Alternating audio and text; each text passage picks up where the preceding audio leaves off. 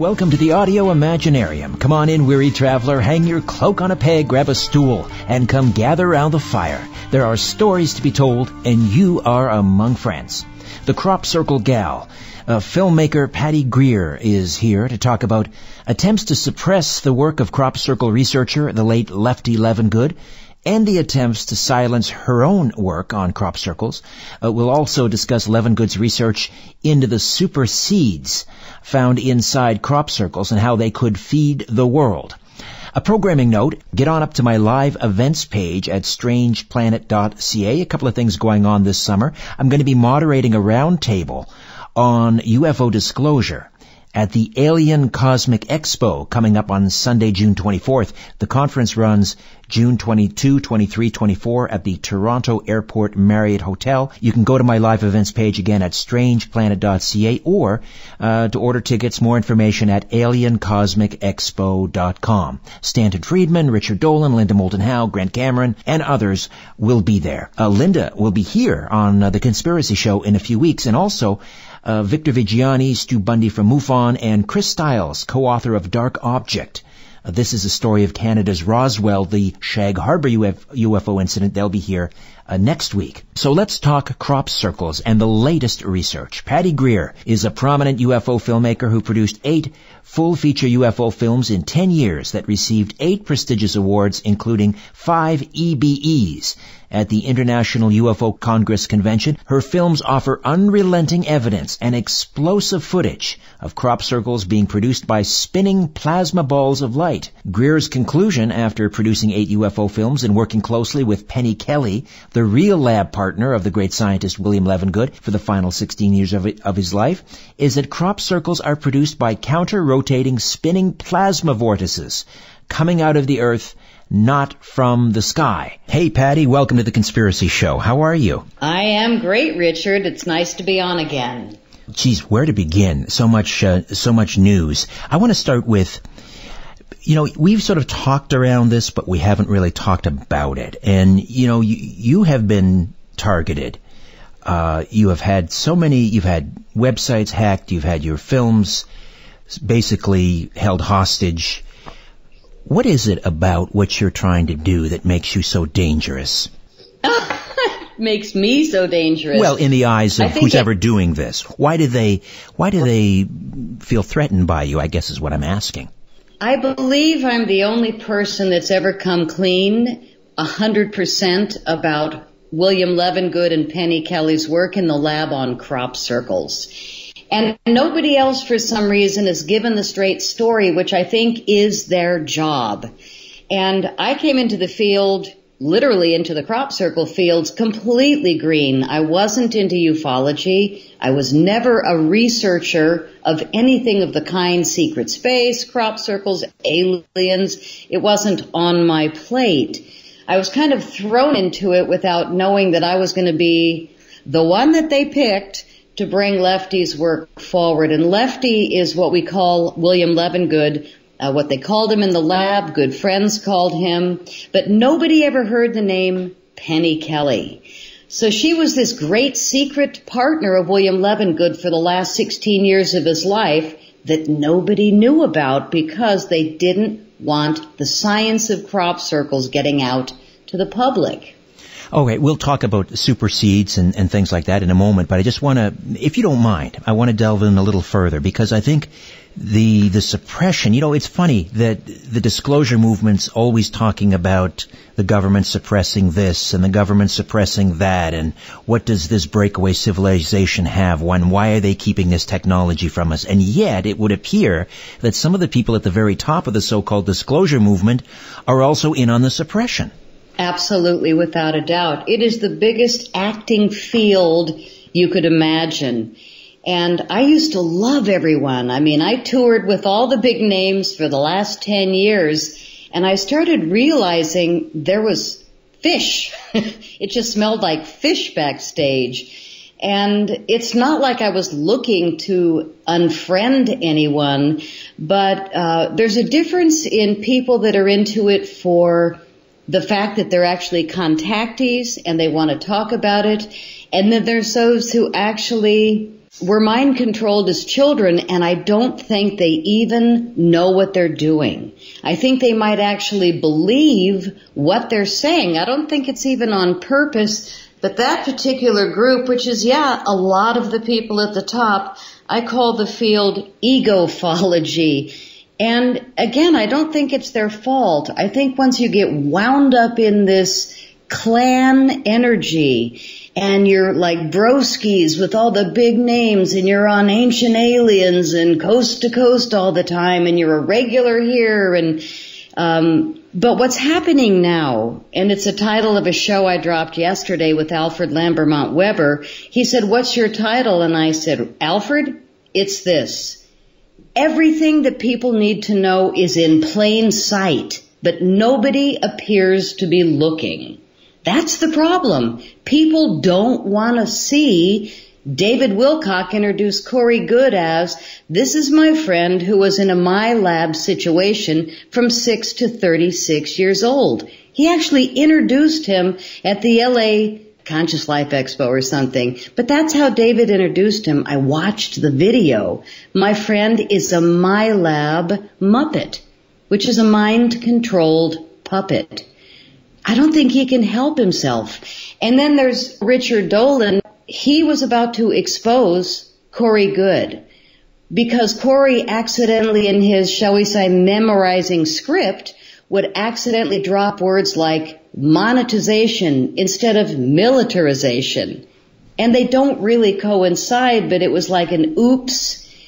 So, even Richard went and did 10 shows for the TV, and at the end of laying down 10 shows, he had to redo the last 4 because he outed Corey Goode, and he also said too much about the stuff in America that they don't want people to know.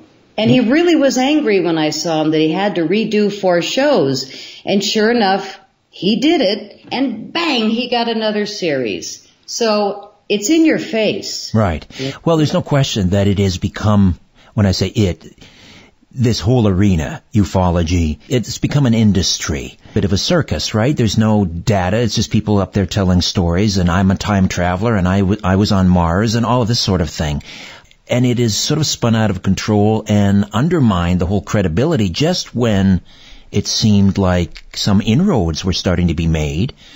It's a serious matter, but I don't understand why they're working at cross purposes with you. I mean, you're both interested in finding the truth, I would hope. I told the truth.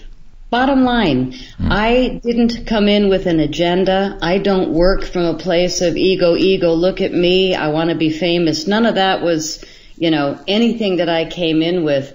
I didn't research crop circles, luckily, so that I wasn't misinformed by the 2 most famous, I'm sorry to say, charlatans, Colin Andrews and Nancy Talbot. And I haven't called names out until now because it is so in your face, but people have got to start realizing it is Colin Andrews. He was paid by Rockefeller to create this lie about the Oliver's Castle footage of 2 balls of light laying a crop circle down in seconds.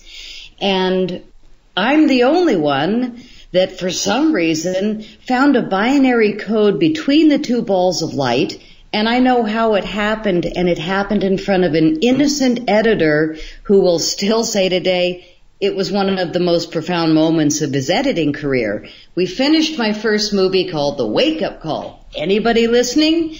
And I was like, oh wow, what an easy thing to make a movie. This is crazy. 77 minutes. How perfect. My favorite number.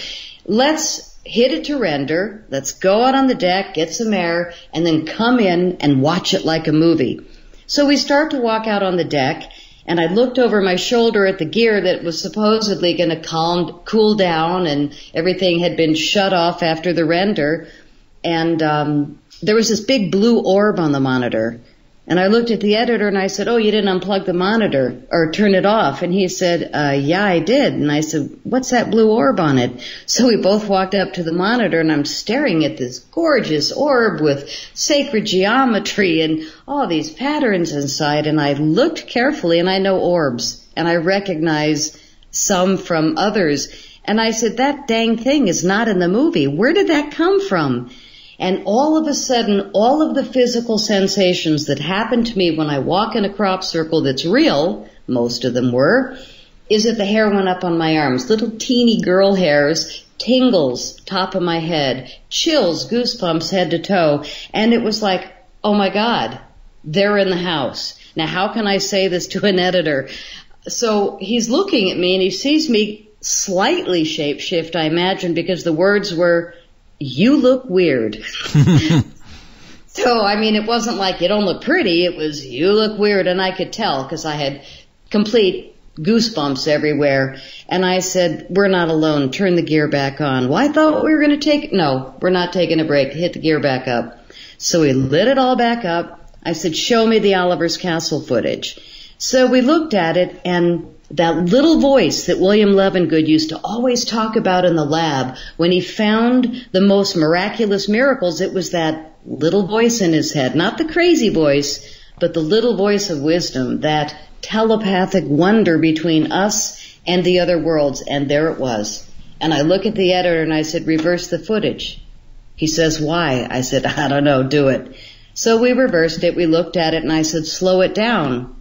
He says, how slow? I said, I have no idea, 30%. Literally like that. It was in the same breath. And we looked at each other and I was like, I'm not sure what's happening, but do it. So we slowed it down. We reversed it, 30% slower. And bang, there it was. I yelled, stop, lock, screenshot that frame. Holy crap. What is that between those two balls of light in the Oliver's Castle 1996 crop circle footage? Right before those two balls of light laid the crop circle down, there was a binary code, and I grabbed it. Now, nobody else has ever seen it, and the interesting thing is that I ended my first film with the binary code, and I was like, oh my God, thank God I'm so green. I had no idea, but this is really real. So that's the end of my first movie, and nobody noticed. I had no acknowledgement, even from the real crappies in England. They were like, nobody said anything. So then I made movie 2, which is about, I interviewed 29 of the greatest researchers in 2008 that used to be alive at the International UFO Congress Convention. I interviewed Dr. Roger Lear, Jim Mars, Wendell Stevens, who gifted me the largest UFO archive in the world of photos. He gave to me freely. How do these people know to be so nice to me? But they had seen my first movie show, The Wake Up Call. Anybody listening? Question mark. Those guys, the real deal, the 4-star generals that were in the plane or flying the plane when they saw the ET outside the window or the craft or the moving balls of light. These are the real guys. And unfortunately, most of them have been killed or they died of natural causes. But there's too many good guys that are gone now. Cynthia Crawford, Dolores Cannon. Some of them may be old age, but the 29 that are in my film, I got to tell you, at least a third of them are gone now, and those were the best interviews. And not a lot of people got those same stories because I was the new girl, I was the fresh face, and I was asking really innocent questions that people want to know. So that was movie 2. It's called UFOs, ETs, Abductees, and Brilliant Minds. And, I mean, people were making my toes curl because Wendell Stevens back then knew about all the popes and the black popes and the real history. Jim Mars always knew the real history. So the people that were really coming forth with, in my opinion, the best information of all time, most of them are gone, or they're definitely not allowed to speak anymore. Let me jump in here, Patty, because we're going to take a quick time out, come back and continue to delve into crop circles. We'll talk about the work of William Levengood, and we'll talk about super seeds and how the effect that's going on inside crop circles could, in effect, feed the world. Back with more with Patty Greer right here on The Conspiracy Show. Don't go away.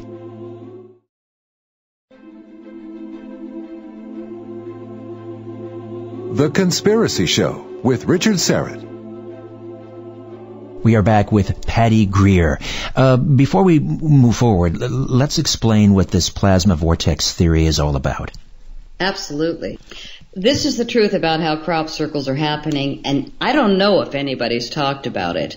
But William Levengood and Penny Kelly discovered in the lab. What I want to say while we're talking about this, my website is cropcirclefilms.com. I have photos on every page, beautiful archive images of my favorite crop circles, the wheat, the nodes, all these things we're about to talk about on my website, in photos, cropcirclefilms.com. And as you look at a photo of a crop circle, needless to say, it's going to tell you a heck of a lot more than somebody talking about it. So as you're looking at it, you're going to really get the full picture. So Lefty and Penny in the lab received hundreds and thousands after a while of pieces of wheat, corn, barley, oats, all kinds of crop circle plants. And they received the stalks in bundles from different crop circles in different countries, different seasons, like early in May we get the canola in southern England. And then it moves into wheat, corn, and barley, and, you know, it's swaying and it's green and it's fresh and beautiful and supple. Now those, when they lay down, sometimes they start to rise back up. But then you get June, July, August, where they start to go brown and they get brittle. Now when you get an August crop circle made in brittle wheat, and it's not all broken where it bends, that's going to take your breath away, because how do they do that to hundreds of thousands of pieces of wheat? And we're not talking about a 10 by 10 crop circle. We're talking about acres of crop laid down, and they're not always circles. There's unbelievable sacred geometry. There's binary code crop circles. There's all kinds of different messages coming to humanity, and they're coming naturally from the earth. So here we go with the science. People want to say, oh, Doug and Dave, boards and ropes, or Team Satan, boards and ropes, or they're going to say the military with their satellite lasers. BS. I mean, yeah, there's a few, but so what? The real technology that William and Penny discovered, by measuring the magnetics of the wheat in the center, 10 feet out, 20 feet out, 30 feet out, and then out to the very edge of the formation, they started to realize that the wheat was thrown down in one fell swoop to lay a circle, and the energetics actually got stronger on the outside of the circle. Now, a lot of people sat on the outside, but I was always drawn to the middle. I put my head down and closed my eyes, and I didn't talk to anybody while I was in the crop circles. And so by measuring the magnetics and looking at the changes of the nodes, they realized that it was in fact a vortex of spinning plasma that laid those formations down. And then they realized that there were two vortices working in the field at the same time. And then they discovered further that these vortices of spinning plasma frequencies had a variety of different frequencies with distinct boundary conditions. Some of them were microwave, which was probably more military imposed, and the wheat would die. The field would die. But then they had a lot more higher frequencies, and they realized that they were definitely coming out of the earth.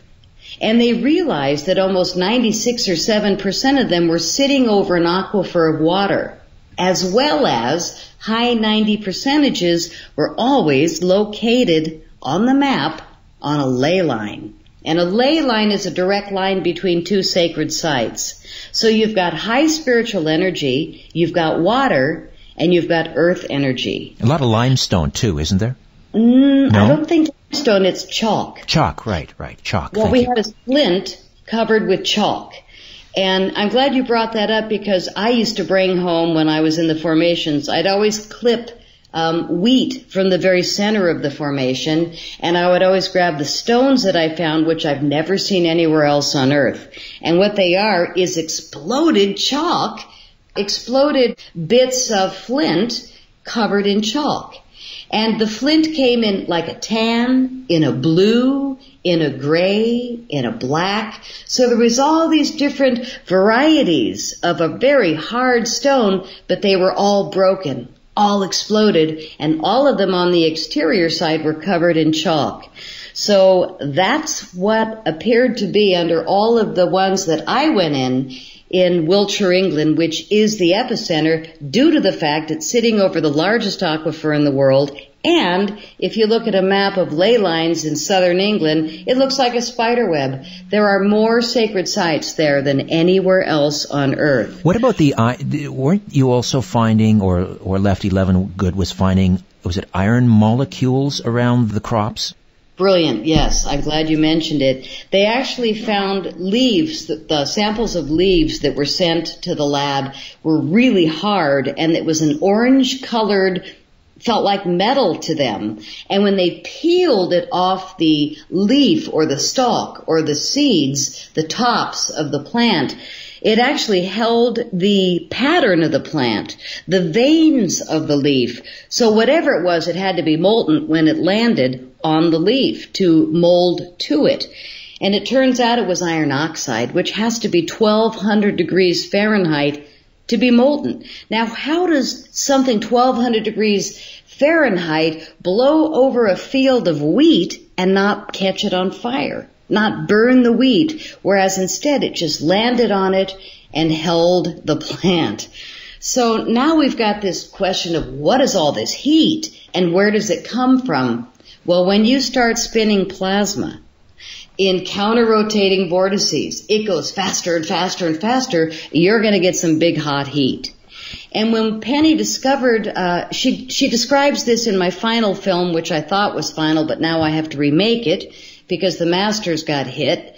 It's called Crop Circle Diaries. And that's the one I think, I'm just going to say the Cabal was most scared that I would make because it's the entire Penny and Lefty story and how they got rid of Lefty. How they hid his work all these years, how they made him just not even want to be here. But what they had was the fact that plants are made of cellulose, Penny says, which is ultimately a form of plastic. And when you put boiling water in plastic, you're going to change its form. So something hit the wheat, which was the spinning plasma fields. It heated the stalks so much that all of them blew their nodes out. So now we've got, and a node is the elbow. As the stalk goes up, every 5-6 inches, there's a support in the plant. And then it grows another 5-6 inches, and it grows like an elbow support in the plant. Right. Well, these elbows are called nodes. And when they got all these samples at the lab, the nodes had all been exploded or burn and blown, which means it exploded and then there was a black mark and it blew open. Any idea what kind of temperature we'd be talking about? Well, we know that it was more than 1,200 degrees to get the iron ore there. Oh, right. I didn't hear temperature of the plants, but we also had elongated nodes. So the heat even stretched the node and turned it into 2 nodes with like a ½ inch between them. So what we have here is biophysical evidence. And you'll see a lot of those photos on my website. Again, cropcirclefilms.com. And in all my movies, I'm showing the nodes because that is why they're so upset with me. All I am is evidence. I didn't study Nancy Talbot or Colin Anders or any of the others that give you a certain amount, but then they have to mix it up with enough to confuse you and muddy your brain so that you're going, I don't know. But I didn't have any of that. I came in green. I'm still green today. Yeah. I don't want to see their stuff. I want to say Patty Greer has been in more than 100 crop circles. I'm going to tell you what I saw, what I felt, and then after 6 movies and 6 awards, I still didn't know the science. It wasn't until Lefty died in 2013 that he was stirring in the background. And Penny says he was so active after he left that she'd see books fall off shelves or she'd see silverware move on the table. She saw the most bizarre things and she'd just laugh and go, "Oh, Lefty, you're so funny." So a year after he dies, he brought me and Penny together, and I'm positive it was him. And it was in Michigan. It was at an event I did. They brought me out, and at the end of the first day of speaking, a gentleman came up and he asked me if I'd go for a ride with him. He had somebody he wanted me to meet. I didn't know him, so I said, perhaps tomorrow night after I ask around who you are. Sure enough, he took me to Penny Kelly's house, but he didn't tell me who she was. So we're there 4 hours. We're talking about everything but crop circles. And it's 2 a.m. I said, you're really nice, but I got to go. Stan, please drive me back to the hotel because I have to speak in the morning. As I'm leaving, she says, well, let me give you one of my books. I said, oh, great, let me give you one of my movies. So we did our trade, and I looked at her book, but I didn't read who wrote it. And I went through the pages, and I was like, oh, my God, crop circle nodes, what are they doing in your book? And she looks at him, and she looks at me, and she goes, you didn't tell her who I am? Now, it's 2 a.m, Richard. I'd been there 4 hours. And I was like, oh, who are you? And she said, I was the real partner of William Levengood for the last 16 years of his life. And I was like, wait a minute, what about Nancy Talbot? And she just laughed. She goes, she was expelled from the lab last century, like 1998, 99, for bad behavior. Lefty never spoke with her again. Well, interesting that Lefty died and Burke died of BLT. She's the only one still standing. Well, that appears to be what's going on in the field today. Sorry to say it, but that's what's happening. Well, what happened to Lefty? I mean, I know they discredited him, and during his PhD hearing, they tried to discredit him, but how did he end up dying? Is it suspicious? I can't say if it was because I wasn't there then, and I didn't know to ask that question. I didn't know. So I haven't, but that's a very interesting question. Was he elderly? He was elderly, and he had a very funny habit, which is this little ditty at the end of Crop Circle Diaries. Penny comes back in and she goes, Lefty had a funny habit, which was he had the same meal every night for dinner. He made spaghetti once a week, the sauce, right, and then every night he'd just make a salad to go with it. But the guy never ate anything but spaghetti, sauce, and a salad for 50 years. Oh, my God. Well, that's what happens when you're dedicated to your work. You don't have time to think about that other stuff. That's exactly what he said, Richard. He said, I don't have time for that crap. I need to do my work. And he really did. Lefty, beyond a shadow of a doubt, knew more than anybody else. He was studying plants and soil for more than 50 years. But when he moved into crop circle research in the 1980s, everything else went to the side because he saw those nodes, he saw those blown nodes, expanded nodes. That was it. He said, I've got to get to the bottom of this. So he takes these samples into the lab, and he's looking at the seeds, and he's going, okay, there's something going on here. And he's testing the seeds, and, they're strong and they're healthy, but he didn't find the miracle until all of a sudden he was cleaning his desk one day. All right, cliffhanger. We're going to take a time out. Hold on, Patty. Crop Circle gal, Crop Circle filmmaker extraordinaire, award-winning filmmaker, Patty Greer. Stay with us.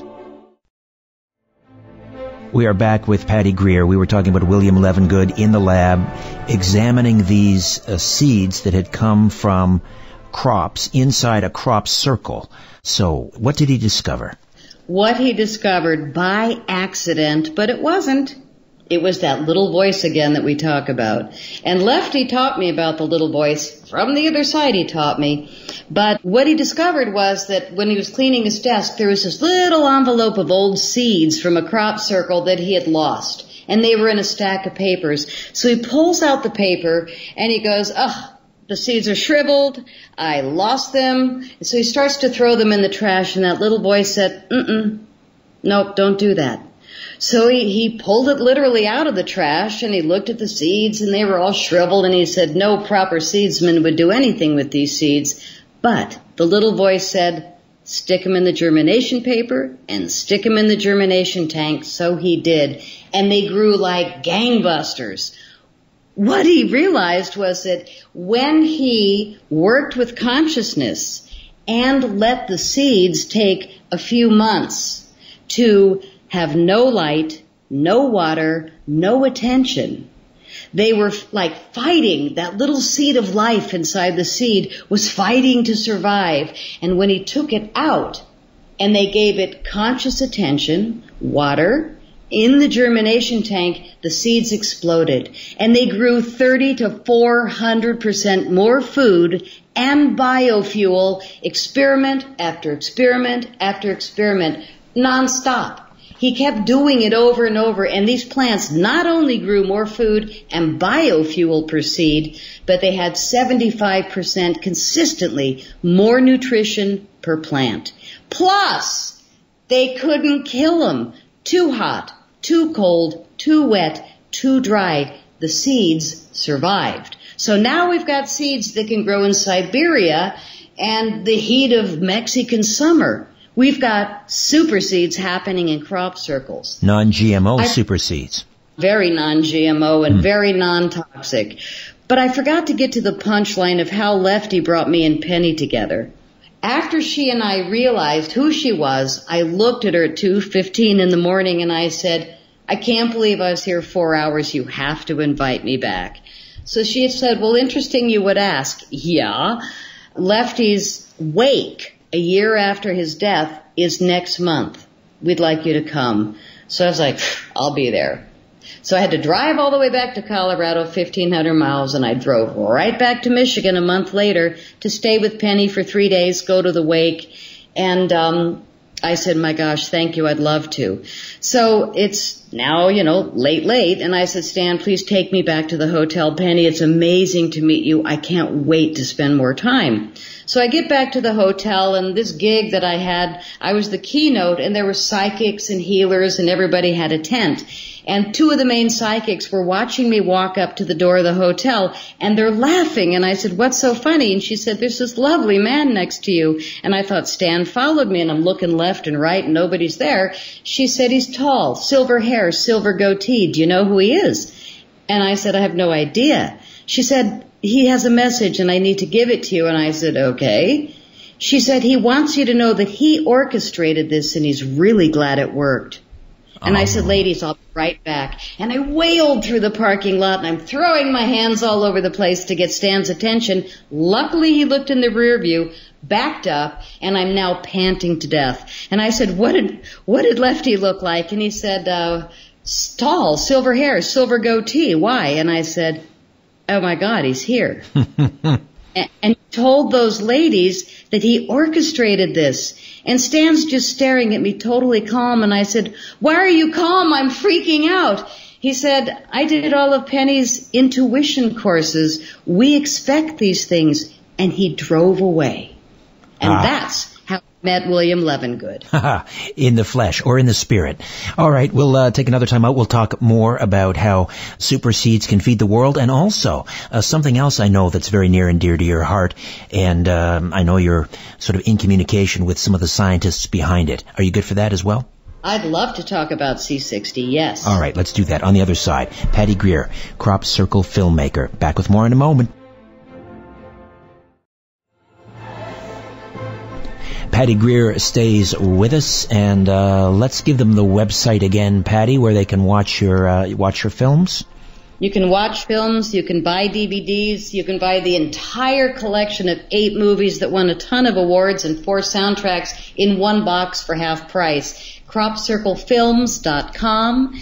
I also have a YouTube page with tons of free videos as well as trailers to all the movies, and then you'll want to pop over to the website and you can stream them for $5 for a week, or like I said, I can send you movies. But I want to say one more thing about meeting Lefty when he was on the other side. Not only did he bring Penny and I together, but when I drove across the country to come back to stay at her house, I was there, like I said, planned on 3 days, stayed for 3 weeks, because the very first night I got there, I lay down in the guest room and I saw...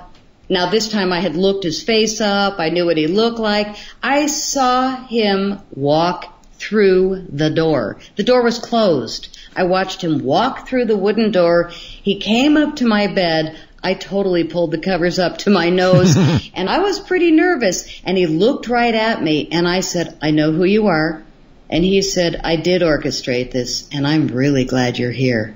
and I could probably hear my teeth going, la, la, la, la, la. But it really freaked me out. So for me, none of this is some mystery because I keep seeing these things with my own eyes, as well as all of my films are me filming by myself with gear that I couldn't tell you anything other than lens and door that opens, and I spin these things. I have no training, but I did film most of my 8 movies, and most of the music is my original music from the last 33 years before I started making films. So I'm starting to realize this was really planned. This was really a layout, of my whole life, prepping me for this. So I'm going to talk about how I got into the C60 because this is part of the unfortunate thing going on at UFO conferences now. I was a speaker at this event. I don't want to say its name. And I was a speaker the first year. I had a great audience. The second year, really great audience. But last year, actually in 2016, I was the only girl sitting on the David Wilcock panel with all the, shall we say, rock stars of ufology. I was the girl in the middle. And the panel was great, and David is doing his pacing back and forth, wonderful intro. Bang! I got hit with a weapon. Right above my heart. I was like, what the heck was that? And it threw me for a loop. Here I am on stage. There's cameras, there's lights. I got hit. And I'm thinking, okay, I'm imagining this. And I was really alarmed. And I knew that there was a man in the audience that is very upset with my work getting out. And there he was. And I could see him, and I was like, I am totally imagining it. And he pointed something that looked like a cell phone, and bang, I got hit again. Excuse the volume, but that's how it hit me. It was just like shock. And at that point, I got up and left the stage. I didn't even care that there were thousands of people. I knew that I was sitting in a target range as the girl on the stage on the David Wilcock panel. Everybody's watching, and I got hit twice. And he missed my heart, thank God, or I wouldn't be here today, but he was aiming. And I got up and left the stage, and I went back and I yelled at security and the owner of the event, one of the two, and I said, I told you yesterday, if I can see this guy, he's too close. And I got hit. And they were like, well, Anyway, punchline was, that was 2016, and all of a sudden, and I'm just going to say this on your show, he was surrounded by 3 women that were powerful psychics, and all of a sudden I could see one had a camera locked on him, and the 3 of them had actually, I learned later, all independently surrounded him with a mirrored wall. Actually, I saw 2 of them. I didn't even know who the third was, but I knew there had to be one. And it's not like I'm some woo-woo witch. I'm not. But I do honor psychic women, and I knew 2 of them had literally parked right on the left of him, and the other girl was 4 seats away from him. She came out of nowhere, but she knew that I left the stage because I got hit. And they filmed him. Did you go back and speak, or did you just leave? I sat back down on the stage, but it wasn't until a very interesting thing happened. She's glaring at him. She put the camera down. She started to rub the side of her head. And I'm like, oh, my God, what are you doing? And he whispered to his girlfriend-looking thing something, and then she started to massage his head, and I went, oh, my God, she gave him a migraine. And then I saw him pour the water bottle on his ugly, bald head, and I was like, oh, my God, she gave him a migraine. And he whispered again, and they got up and left, and they handed me the mic. So, yeah. But last year was really bad, 2017. I was invited to speak again, but 2 months before the gig, I got a call from the other owner, and she said, I have 3 speakers too many, and I'm going to have to not have you speak. And I was like, what? Are they really controlling your event? And she said, well, no, I'm just, anyway. Punchline was, she tried to get me not to come. And I said, I'm on your posters. I've been promoting. Don't screw with me after getting hit last year. What the heck's going on with you? I didn't realize she was already a Muppet, which is a mind-controlled puppet. She was wiped. She was no longer the same person at all. And ultimately, she got fired. She was the overall manager for 10 years, boom. As soon as she started working with these people, they kicked her out, and the event is no longer there. See, I guess I'm not very bright. I still don't understand entirely because, they've got their thing. They're looking at lights in the sky. They're trying to figure out, are they back engineering their technology and who has it and so forth. That's fine. That's interesting.